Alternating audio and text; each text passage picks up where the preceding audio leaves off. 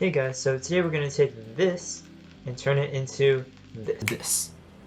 The first step to creating a good video conference setup is the background actually. Although it may seem insignificant, having a good background makes the setup so much better. For example, something like this could work, but the background's a little messy and you don't want people seeing all your clothes. Having something like this could work, but it's not that interesting and a little boring. Something like this is nice because the background is interesting without being cluttered, and it's far enough away from me to clearly separate myself from the background. Another important step is to make sure that you're next to a window, which will be important for later.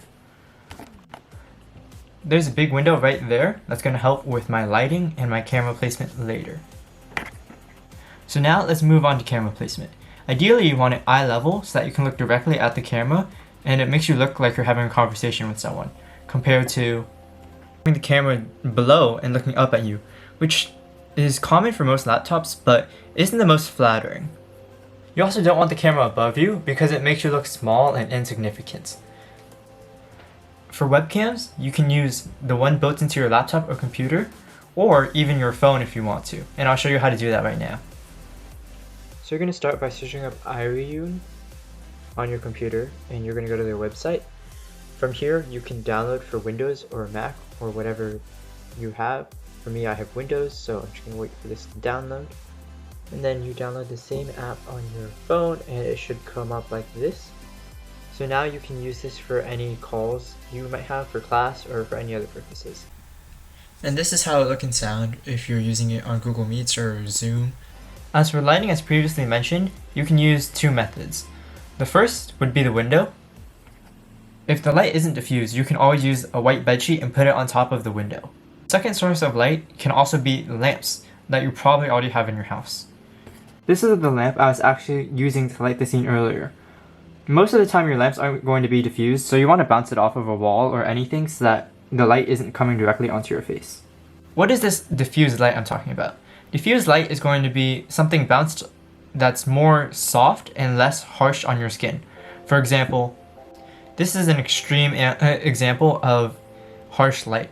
So as you can see, my nose and this side of my face have a very, very strong shadow compared to which is bounced off of the wall in front of me for a more soft effect on my face. And it also lights up this half of my face compared to just one side. So far, we've gone over camera placement, lighting, and your background. But arguably the most important thing is the sound of your call.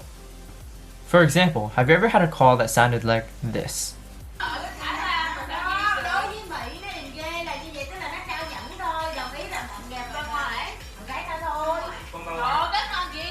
For most people, this means you have to close off your parents or anyone else that's also in the house with you, and ideally be in a room by yourself in isolation.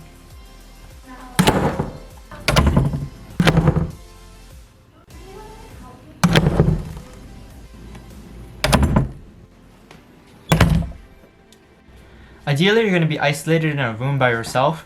Sometimes that doesn't happen. Now that you're in a big empty room by yourself, we've created another problem for sound. Echoes. For example, have you ever had a call that sounded like this?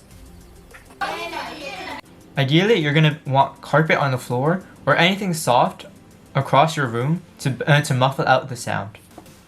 In this room, carpet isn't really an option, but you just got to deal with what you have. If you really want to go above and beyond with sound, you can put blankets over all the hard objects in your room to cancel out the sound. Like my sister's desk, or my other sister's desk. A quick test to see if your room is sound treated is to snap. You may not be able to hear it, but there's no more echo coming from the sides, but only the roof and the floor. Here's a little recap of everything we did. We went from this background to this one, which is a lot better. We fixed the camera positioning, we fixed the lighting, and we even sound treated our room.